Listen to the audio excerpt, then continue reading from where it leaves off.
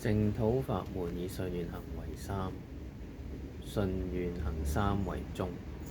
信係信有極樂世界，信佛臨終會嚟接人；願係願求生極樂世界，現係娑婆世界；行係念佛。我哋今次講行，我哋講出家呢一樣嘢。好，睇下大師係點講啊！開始啦。修行淨土法門，故不在出家與否。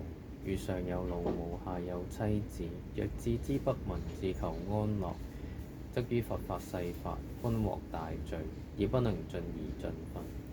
仲有修持功難抵過，況不能修持者乎？觀經明三世諸佛正業正因。第一即是孝養父母，奉事師長，慈心不殺，修十善業。此之修法，諸佛所讚。今之在家修行者，比40年前當多數十倍。何曾聞在家不好修行乎？大師嘅開示到呢度。